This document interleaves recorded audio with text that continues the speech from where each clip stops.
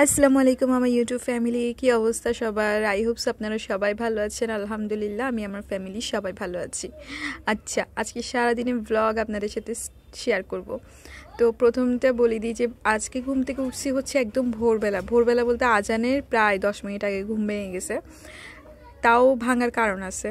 তার আগের দিন রাতে আমি আল্লাহ তালাকে বলছি, হে আল্লাহ, আমি যেন ফজরের আজানের আগে ঘুম থেকে উঠে যেতে পারি, মানে আমি যেন ফজরের টাইমে ঘুম থেকে উঠে যেতে পারি, আমি যেন নামাজ পড়তে পারি, আমি যেন সারাদিন একটা সুন্দর কাজ করতে পারি ঘরের।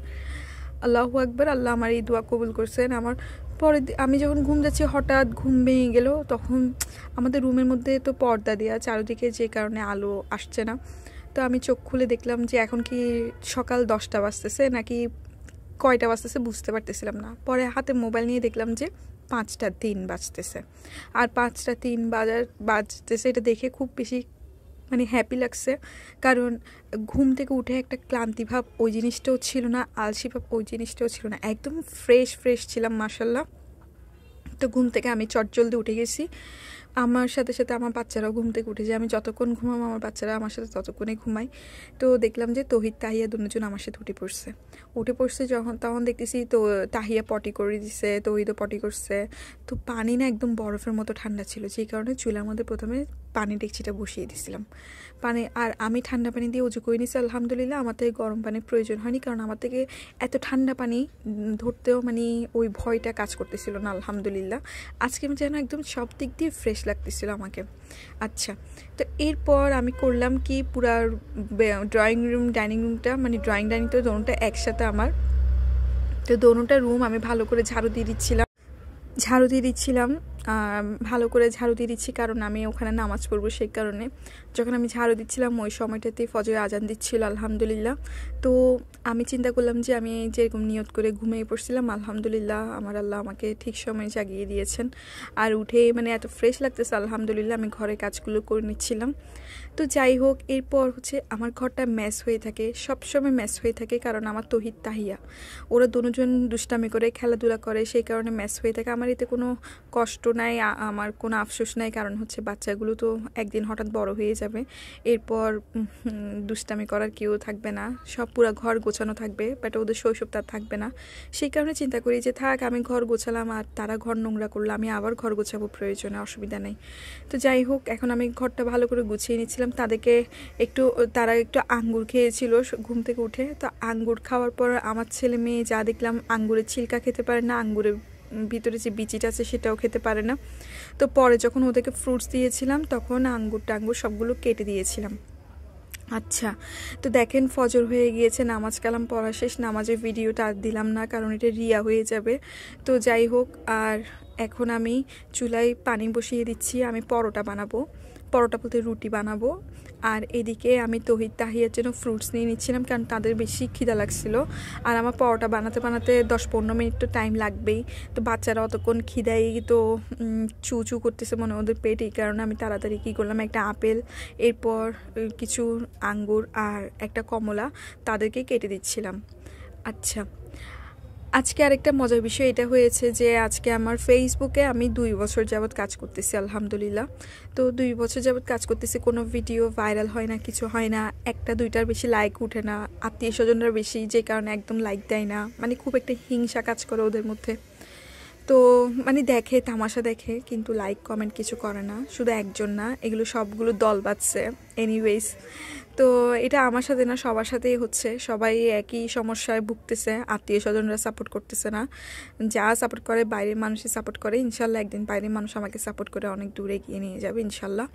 তো যেটা বলতেছিলাম সেটা হচ্ছে এই যে আমি ফেসবুকের মধ্যে আজকে হঠাৎ এই যে রান্না বান্নার একটা ভ্লগ দিলাম।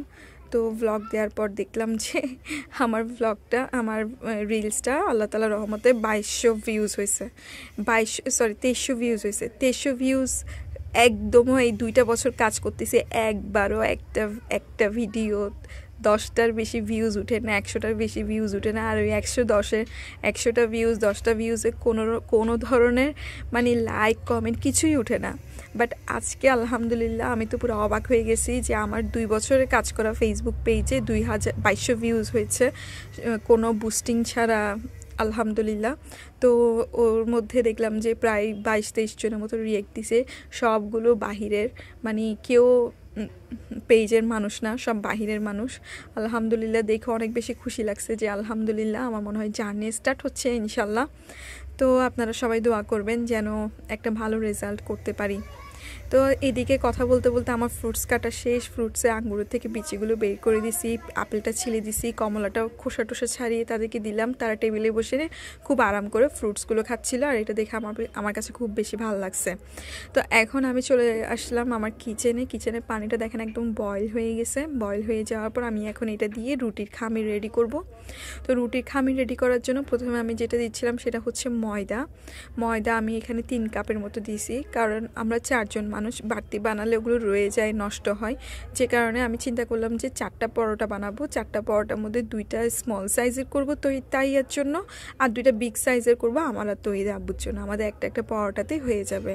হোটেলের পরোটা সবসময় খেতে ইচ্ছে করে না, এতদিন তো টাইমই করতে পারতেছিলাম না।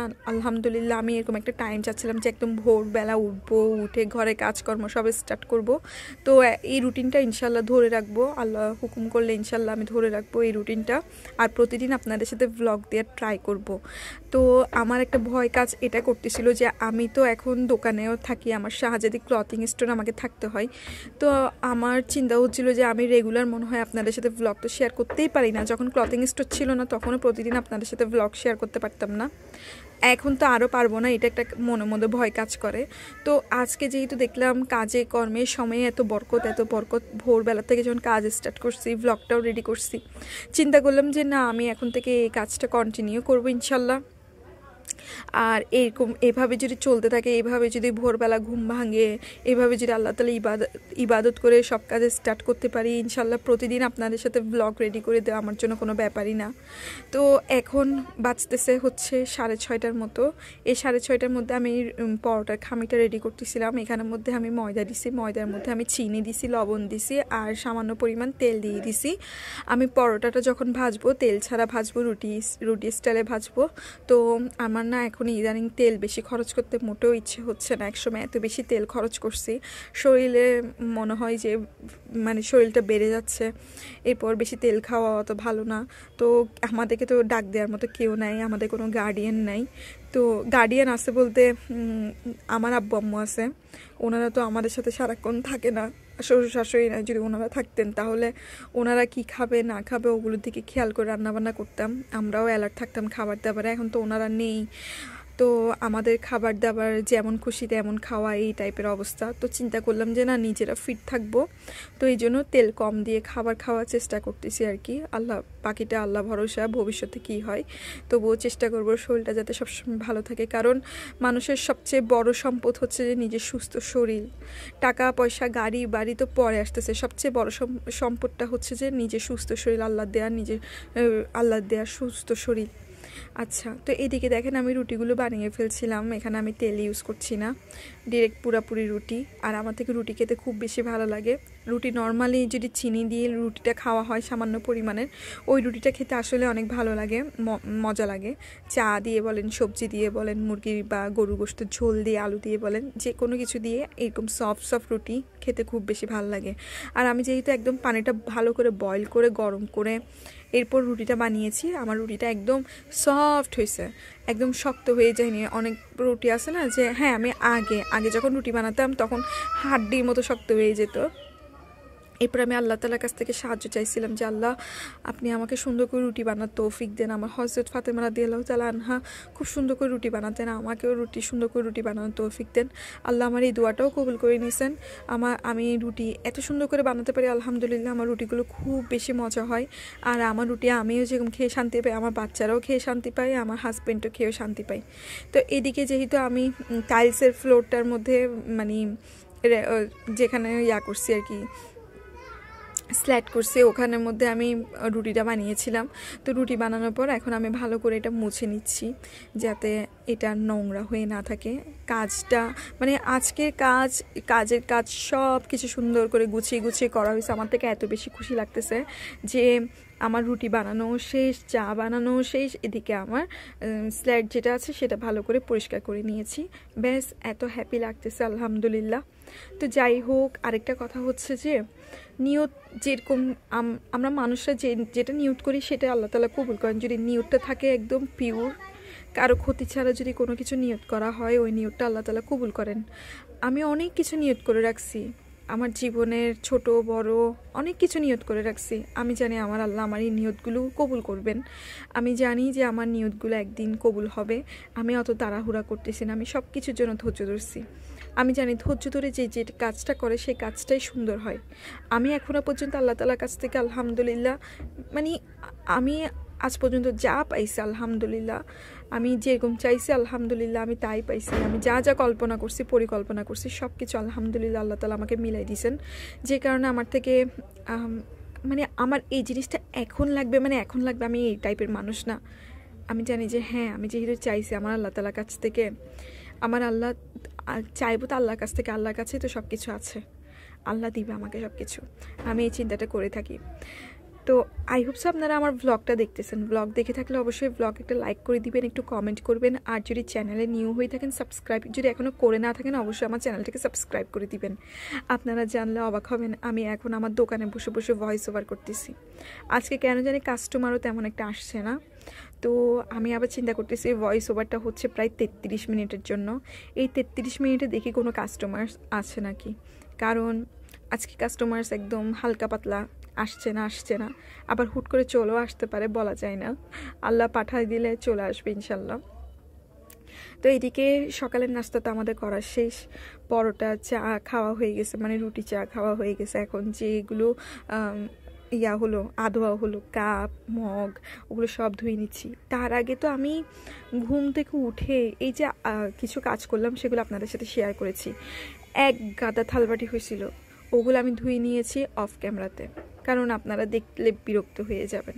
তো আমি চিন্তা করলাম যে থাক, আমি সূরা বাকারাটা ছেড়ে দিয়েছিলাম, সূরা বাকারা ছেড়ে দিয়ে এরপর আমি আমার থালবাটি সব ধুয়ে ফেলছি। একদম নিট অ্যান্ড ক্লিন হয়ে গেছে পুরো কিচেনটা। থালবাটি জমা থাকলে হাজার যতই কিচেন ক্লিন করে রাখি না কেন, আমার কিচেনটা কেন জানি মনে হয় মেস হয়ে থাকে। আর থালবাটি ধোয়া থাকলে আমার কিচেনটা যদি মেস হয়েও থাকে তবু একটা শান্তি লাগে। সিঙ্ক দেখেছি, সিঙ্কটা একদম খালি।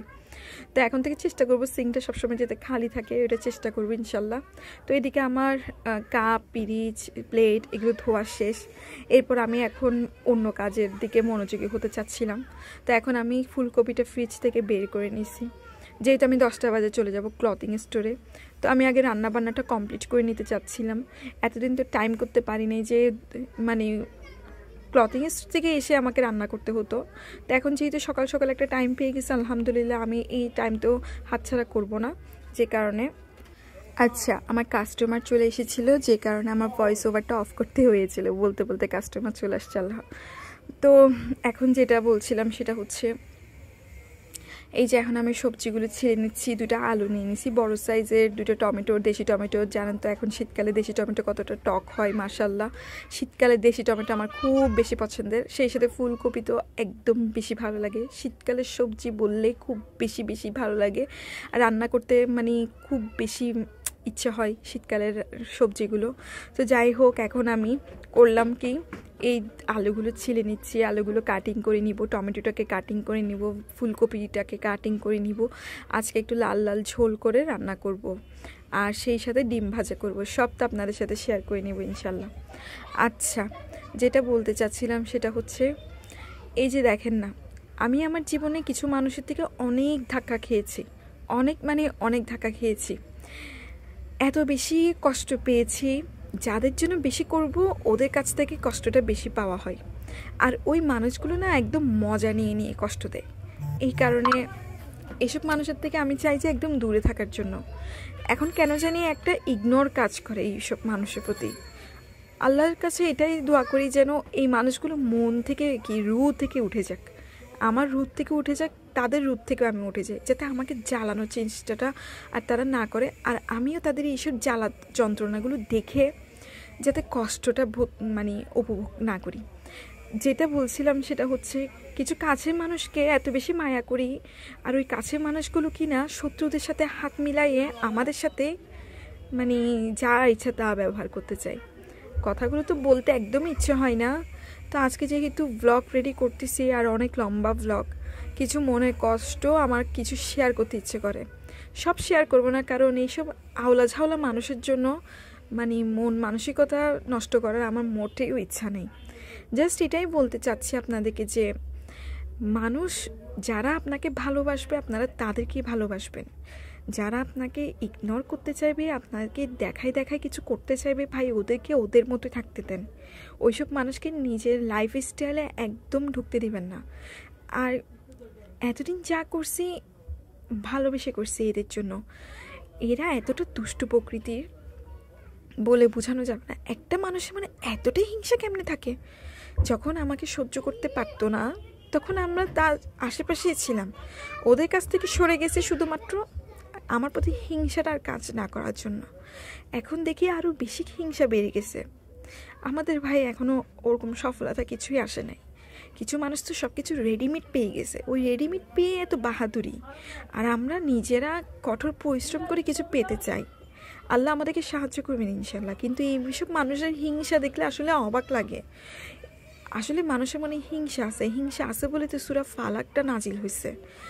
আমি তো এখন উঠতে বসতে সূরা ফালাক পাঠ করতেছি, যাতে করে ওইসব মানুষের হিংসা আমার প্রতি দুর্বল হয়ে যায়। ওইসব মানুষগুলো আমার কাছ থেকে একদম দূরে হয়ে যাক, এটাই চাই। আমার আর দরকার নাই ওইসব মানুষকে। আমি ওইসব মানুষকে একদমও চাই না। আমার একটু ভালো লাগে না এখন ওদেরকে, একটু ভালো লাগে না। একটা সময় ছিল যখন তাদের জন্য জান দিয়ে দেওয়ার মতো অবস্থা, যে আমার আত্মীয় স্বজন, আমার কাছের মানুষ। এমনও হয়েছে যে তাদের জন্য আমি অনেক মানুষের সাথে মানে রাগ পর্যন্ত করছি। কিন্তু এইসব মানুষ আমাদের সাথে, যাদের সাথে সম্পর্ক খারাপ, ওদের সাথে গা ডলাডলি করা শুরু করছে। মানে অবাক লাগে। আমি জানি আমার এই কথাগুলো তারা শুনবে, আমি চাই শুনুক, আমি চাই জানুক ওরা আমি কি চাচ্ছি এখন ওদের কাছ থেকে। আমি ওদের কাছ থেকে এখন দূরে থাকতে চাচ্ছি। ওদের সাথে আর ঘেঁষাঘেঁষি করতে চাচ্ছি না, আর না ওরা আমাদের সাথে ঘেঁষাঘেঁষি করুক, এটাই চাই। আমার দরকার নেই, যার যার মতো সে থাকুক, যার যা লাইফ স্টাইল নিয়ে সে থাকুক, আমি এটাই চাই। কেউ কারো কথায় মুখ কালাকালি না করুক, কেউ কারো কথায় আর কষ্ট না পাক। আর হুজিপুরি কারোর জন্য কোনো কিছু করতে যাবেন না। হুজিপুরি কোনো কিছু করতে যাবেন তখন মনে করবে এই মানুষটা এত সস্তা, এই মানুষটা আমাদেরকে কত দাম দেয়। আসলে দাম কাদেরকে দিই? শ্বশুরবাড়ির মানুষকে একটু দাম দেওয়া লাগে। আমি তো শ্বশুরবাড়ির মানুষকে এত বেশি ভালোবেসে ফেলছিলাম, এখন তো দেখা যাচ্ছে, আমার মনে হচ্ছে আমি এতদিন তাদের সাথে হুজিপুরি কথা বলছি। আমার আর ইচ্ছা নেই তাদের সাথে হুজিপুরি কথা বলার, গায়ে পড়ে কথা বলার। আমার আর ওই ইচ্ছাটা নেই। আমি এখন নিজের কাজ নিয়ে ব্যস্ত থাকতে চাই, নিজের ব্লগিং লাইফ নিয়ে ব্যস্ত থাকতে চাই। আমি চাই তারাও তাদের মতো থাকুক। এমন মজা নিছে আমার লাইফে তারা, মানে অনেক কিছু চাইছে, কিন্তু আল্লাহ তাআলা তাদের এই পরিকল্পনাগুলো সফল হতে দেন নাই। আমার আসলে হাসি আসে ওদের অবস্থান দেখে। যাই হোক, আমার তো সবজি ধোয়া শেষ, এখন সবজিগুলো ভালো করে ধুয়ে নিচ্ছি। কিছু ডিসিশন নিলে ভালো ভালো কিছু অর্জন করা সম্ভব। আমি আমার ডিসিশন লাইফে অনেক কিছু ত্যাগ করছি। আমি ঘরের বড় বউ হিসেবে অনেক কিছু ত্যাগ করছি। আমার মনে হয় আমি ফিডব্যাকটা আরও ভালো পাচ্ছি ত্যাগ করার পর। আর যারা চুপচাপ ছিল, যখন ত্যাগ করতেছিলাম কিছু জিনিস, কিছু জায়গা, কিছু স্থান যখন আমি পরিত্যাগ করতেছিলাম, তখন কিছু মানুষ এটা বললো না যে তোমরা স্থান পরিত্যাগ করিও না, প্রয়োজনে যাদের জন্য স্থানটা পরিত্যাগ করতেছো তাকেই বলো চলে যেতে। এই কথাটা কারো মুখে আসেনি, কারণ তাদের ঘরের প্রতি লোভ ছিল। আর তারা মনে করেছিল আমরা অনেক বেকায়দায় পড়ে যাব বা আমরা অনেক নিঃস্ব হয়ে যাব। আলহামদুলিল্লাহ, আমরা যা তৈরি করছি, আলহামদুলিল্লাহ আমাদের তরফ থেকে আমরা নিজেদের জন্য যেটা তৈরি করছি, আমি মনে করি এটা আমাদের জন্য বেস্ট। স্থান পরিত্যাগ না করলে আমরা নিজেদের অবস্থান সম্পর্কে বুঝতেই পারতাম না। এখন নিজেরা কিছু করার সেই আমাদের মনোবলটা তৈরি হয়েছে, আলহামদুলিল্লাহ। আর সব কিছুর জন্য আল্লাহ তাআলার কাছে হাজার হাজার শুকরিয়া। আর ওই বোকার দলগুলো যেগুলোকে পিছে ছেড়ে আসছে, ওরা এখন শুধু আমাদেরকে অনুকরণ করবে, আমাদের কাছ থেকে শিখবে, আমাদের কাছ থেকে শিখে শিখে আমাদের থেকে উচ্চতায় থাকার জন্য কিছু কিছু কাজ করে যাবে। যাই হোক, আমাদের কাছ থেকে দেখে দেখে শিখবে, এর চেয়ে আর বেশি কী হতে পারে আমাদের জন্য খুশির। তো দেখেন, এদিকে আমার সবজি কাটা শেষ, পেঁয়াজ, কাঁচামরিচ, ধনিয়া পাতা ধোয়া শেষ, এখন এগুলো কাটিং করে নিব। আজকের ব্লগটা অনেক বড় হতে যাচ্ছে, আপনারা ধৈর্য সহকারে দেখবেন, আর আমার ব্লগ ভিডিওটাতে একটা লাইক করে দিবেন, একটু কমেন্ট করবেন, একটু শেয়ার করবেন, আমার কাছেও ভালো লাগবে। আচ্ছা, আমার ক্লথিং স্টোরের কথা বলি এখন। আমার ক্লথিং স্টোর মাশাল্লাহ, আমাদের পরিকল্পনা ছিল একটা ছোটোখাটো ক্লথিং স্টোর দেওয়ার, যেখানে অল্প কিছু জিনিস থাকবে, কিন্তু আলহামদুলিল্লাহ আমাদের ক্লথিং স্টোরটা যতটুকুটা মানে চিন্তা করেছিলাম তার চেয়েও বেস্ট পেয়েছি। আর আমার ক্লথিং স্টোরে সব ধরনের কালেকশানস আছে আলহামদুলিল্লাহ। টি শার্ট থেকে শুরু করে বাচ্চাদের, কিডস লাইক 10-15 বছর এইরকম টাইপ বয়সের বাচ্চাদের টি শার্ট সেট আছে। এরপর আছে বোরকা বলতে কুচি বোরকা, আবাইয়া, 2 পার্টের বোরকা, এগুলো আছে, এমব্রয়ডারি বোরকা এগুলো আছে। আবার আছে কোট সেটস, যেগুলো পাকিস্তানি ইন্সপায়ার্ড। কিছুদিন আগে আমি পরে গিয়েছিলাম ক্রিস্টাল কাপ রেস্টুরেন্টে, আমাকে মাশাআল্লাহ অনেক ভালো লাগছিল, আমার থেকে দেখে অনেকে অর্ডার করছে, তো খুব বেশি ভালো লাগছে যে হ্যাঁ, আমি আমার শপের ড্রেস পরে কিছু রিভিউ দিছি, কিছু পিকচার তুলছি, আর এই পিকচারগুলো দেখে অনেকে অর্ডার করছে। আর কিছু coat set Pakistani inspired, second একটা ডিজাইন আছে, একটা ফার্স্ট ডিজাইন আছে। একটা প্রাইস হচ্ছে 800 টাকা, আরেকটার প্রাইস হচ্ছে 650 টাকা। দোনোটা কাপড়ই ভালো, দোনোটা প্রচুর কাপড় থাকে। আর মোটা থেকে শুরু করে মানে হেলদি থেকে শুরু করে শুকনো সবাই পরতে পারবে, ঢিলা ঢালা একদম ড্রেসগুলো, কোট সেটগুলো।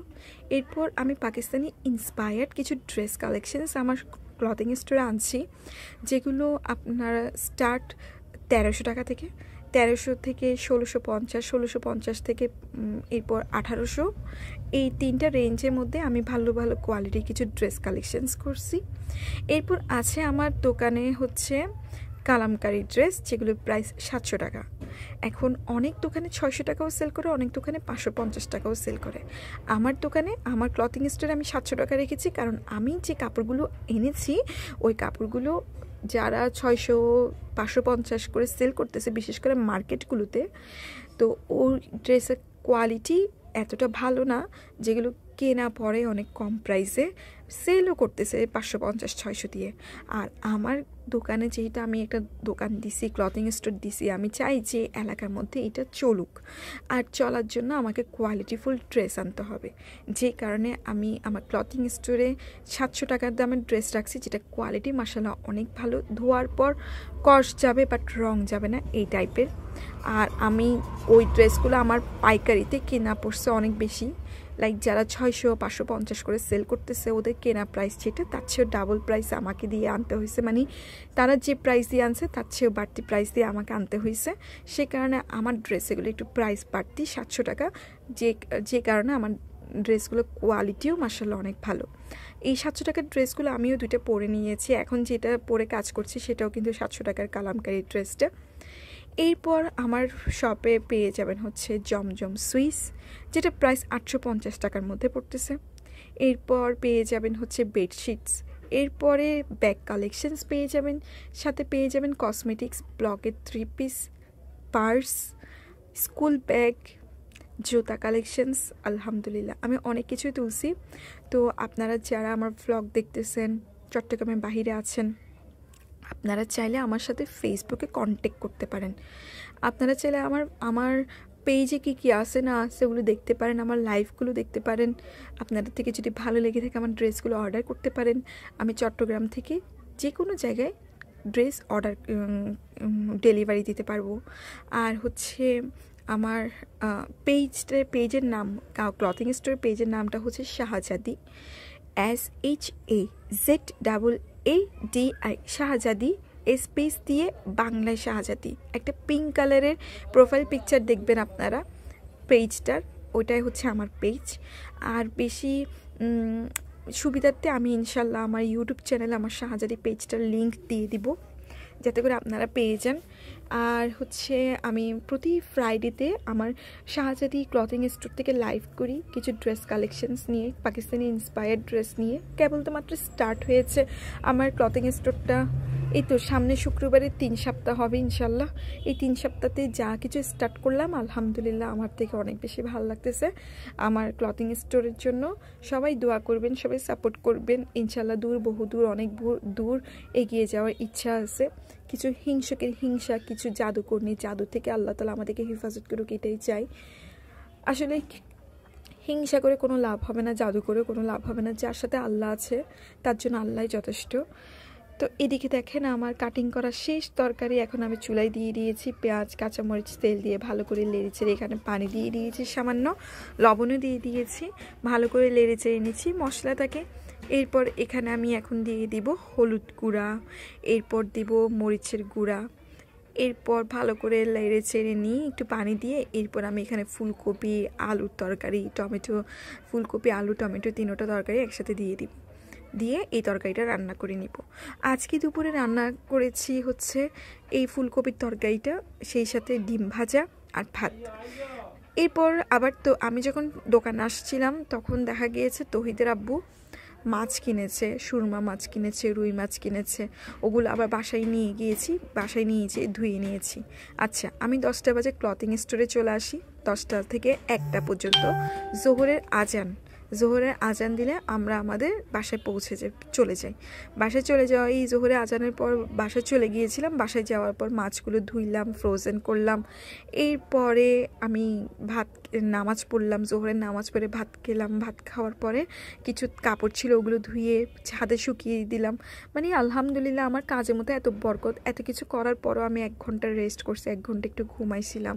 এরপর আসর আজান দিছে, আসর আজানের দেওয়ার পর আমি নামাজটা পড়ে আমি আবার আমার নামাজটা পড়ে নিয়েছিলাম। এরপর তহিদ তাইয়া ঘুম যাচ্ছিল, তাদের জন্য একটু অপেক্ষা করছিলাম। তারা ঘুম থেকে ওঠার পর এরপর যে আমি তখন মাগরিব আজানটা দিয়ে দিয়েছে, মাগরিবের নামাজ পড়ে এরপর আমি দোকানে চলে আসছিলাম। দোকানে আসবার পর এরপর তহিদ আব্বুর সাথে আমি পাশে চায়ের দোকান ছিল, ওখান থেকে নাস্তা এনে নাস্তা খেয়েছি। আমি আজকে একটা নান রুটি, আর সেই সাথে এত মজার চা বিক্রি করে এখানে। হঠাৎ কারিগর চেঞ্জ হয়ে গিয়েছে, চাওর টেস্টটাও চেঞ্জ হয়ে গেছে। চাটা একদম খুব ভালো বড় বড় হোটেলে যে চাটা পাওয়া যায় ঠিক সেই চাটা এখানে বানাচ্ছে। চাটা 1 কাপ হচ্ছে 15 টাকা। চাটা খুব বেশি মজা ছিল। ওই চাটা দিয়ে নান রুটি ভিজিয়ে খেয়েছিলাম। এ হলো আমাদের বিকালের নাস্তার কাহিনী। এরপর আমি এখন বসে বসে ভয়েস ওভার করছি, আপনাদের সাথে শেয়ার করে নিচ্ছি। আই হোপ সো আজকের ভ্লগটা আপনাদের কাছে ভালো লেগেছে। এখন দেখেন আমি ডিমটা ভেজে নিচ্ছি। পেঁয়াজ, কাঁচামরিচ, ধনিয়া পাতা কুচি করে কেটে এরপর এখানে হলুদ গুঁড়া, লাল গুঁড়া, মরিচের গুঁড়া, লবণ দিয়ে 2টা ডিম ভেজে নিব। এটাই ছিল আমাদের আজকের লাঞ্চ। আর রাতের জন্য এই যে আজকে যে দুপুরে রুই মাছ আর সুরমা মাছ কেনা হয়েছে, ওখান থেকে রুই মাছ 5 পিস আমি তুলে নিয়েছি। ওগুলোকে নর্মাল ফ্রিজে রেখেছি। এই যে এখন ক্লথিং স্টোরে থেকে যাব 10টা করে, 10টা বাজে এই মাছটা চুলায় তুলে দিব। মাছ হতে তো বেশিক্ষণ লাগবে না, এর মধ্যে আমার মাছটাও হয়ে যাবে। মাছটা হয়ে গেলে আমরা রাতের খাবারটা খেয়ে নিব। খেয়ে দিয়ে ঘুমিয়ে পড়বো আবার নতুন করে সকালবেলা ঘুম থেকে ওঠার জন্য। সবাই দোয়া করবেন যেন সুন্দর করে আমাদের এই রুটিনটা চলমান করতে পারি। আচ্ছা, এখন দিচ্ছে এশারের আজান। আমি এশারের আজানটা শুনতেছি আর এদিকে ভয়েস ওভার করতেছি, আর এদিকে ডিমটাও ভেজে নিচ্ছি। আপনাদের কাছে আই হোপস আমার ব্লগটা ভালো লেগেছে। ব্লগ ভালো লেগে থাকলে অবশ্যই আমার ব্লগ একটা লাইক করে দিবেন, কমেন্ট করবেন, শেয়ার করবেন, আমার কাছেও ভালো লাগবে। আমার সবজি রান্নাটা শেষ। এখন আমি এখানে ধনিয়া পাতা দিয়ে আমার রান্নাটা কমপ্লিট করে নিলাম। এখন আমি পেঁয়াজ চুলায় কড়াইটা দিয়ে তেলটা গরম করে ডিমটা ভেজে নিচ্ছি। আগামীকালকেও এভাবে করে ইনশাল্লাহ রুটিন দিব, আপনাদের সাথে শেয়ার করে নেব। আপনারা প্লিজ আমার চ্যানেলটাকে সাবস্ক্রাইব করে দিবেন, আমার ভিডিওটা লাইক করে দিবেন, একটু কমেন্ট করবেন, আমার কাছে ভালো লাগবে। এদিকে ভাতটাও হয়ে যাচ্ছে। আচ্ছা, আমার কাজকর্ম শেষ, রান্নাবান্না শেষ। এখন আমি চলে আসছি আমার শাহজাদি ক্লথিং স্টোর, যেটা আমার বাসার সাথেই, দেখতেই পারতেছেন। এটা হচ্ছে আমার শাহজাদি ক্লথিং স্টোর, আমার স্বপ্নের একটা মানে রাজ্য বলতে গেলে। আমার খুব ইচ্ছা ছিল একটা ক্লথিং স্টোর দিব। আলহামদুলিল্লাহ আল্লাহ তাআলা আমার এই দোয়াটা, আমার এই ফরিয়াদটা শুনেছেন। সবাই দোয়া করবেন যেন আমার এই বিজনেসটাকে আমি কন্টিনিউ করতে পারি। আর আপনাদের কাছে যদি আমার ড্রেস কালেকশন ভালো লেগে থাকে বা ড্রেস কালেকশন কি আছে জানার জন্য অবশ্যই আমার ফেসবুক পেজে একটা নক করে দিবেন। আজকের মতো ভ্লগ এতটুকুই। সবাই ভালো থাকবেন, সুস্থ থাকবেন, আমাদের জন্য দোয়া করবেন, আমার ছেলে মেয়ের জন্য দোয়া করবেন যেন আমরা ভালো থাকি আর আপনাদের সাথে যেন রেগুলার ভ্লগ শেয়ার করতে পারি। আজকের মতো এতটুকুই। কেমন? আল্লাহ হাফেজ।